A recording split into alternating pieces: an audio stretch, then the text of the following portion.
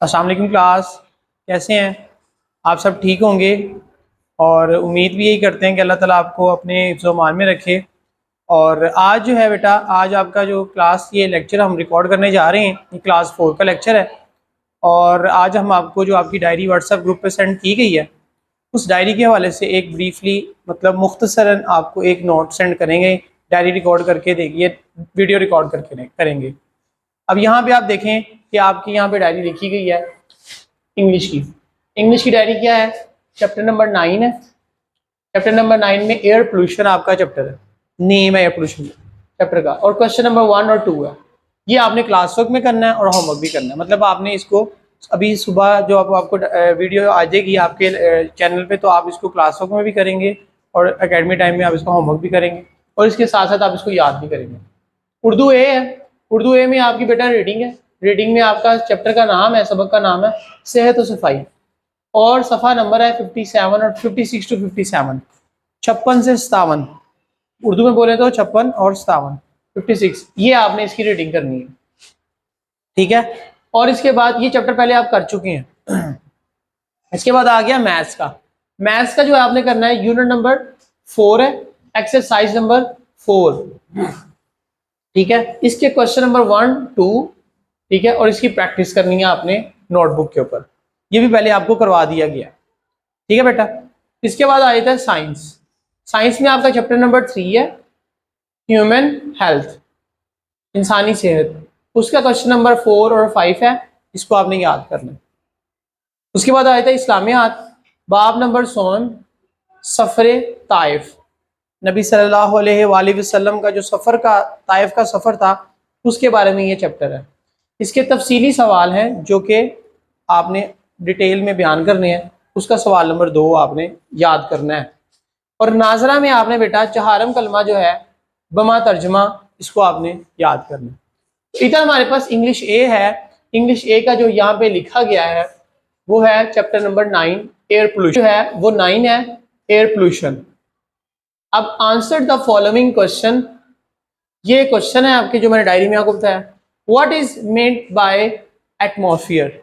Atmosphere से क्या मुराद है?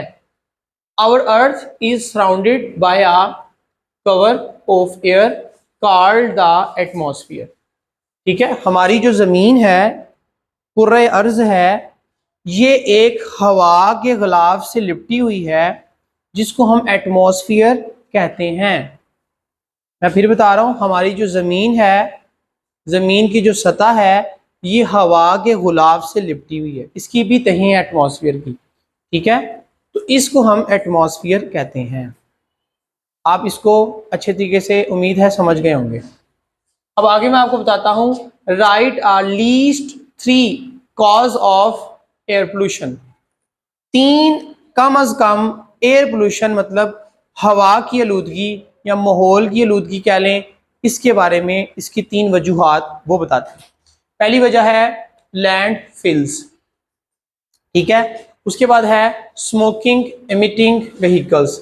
स्मोक कहते हैं धुएं को, धुआं निकलना गाड़ियों से, व्हीकल्स कहते हैं गाड़ियों से, एमिटिंग कहते हैं निकलना। आगे आ गया फोसिल्स फ्यूल्स। फोसिल्स फ्यूल कहते हैं मरी हुई चीजों की बाकियात। मतलब जैसे आपने देखा होगा कभी कोई चूजा आपके घर में, कोई मुर्गी, कोई ऐसी चीज, कोई जानवर मर जाता है तो उसको फेंक दिया जाता है।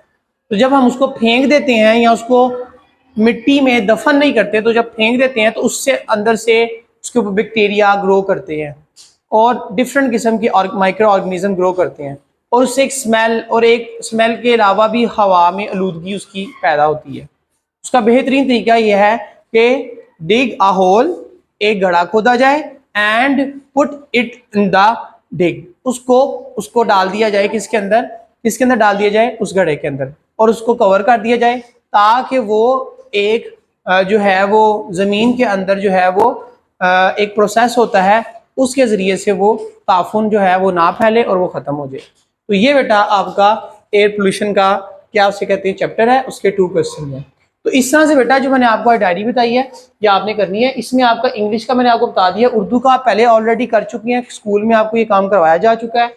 मैथ्स में आपको जो है प्रैक्टिस ये करवाई जा चुकी है। साइंस में मैंने आपको बता दिया चैप्टर ह्यूमन हेल्थ है, इसका क्वेश्चन नंबर 4, 5 है। और इस्लामियात का जो है वो भी मैंने आपको बता दिया चैप्टर जो है वो ताइफ, सफरे ताइफ, उसका क्वेश्चन नंबर 2 है। और नाजरा का ये।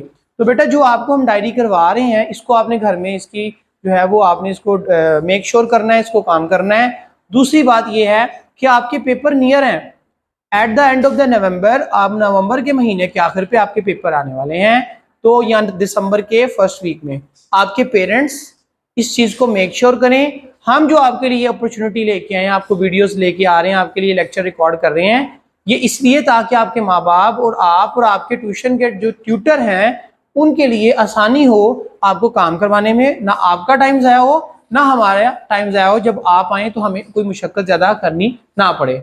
तो हम उम्मीद करते हैं कि आप हमारे इन लेक्चर्स को गौर से सुन रहे होंगे और इसके साथ साथ अपनी तैयारी कर रहे होंगे।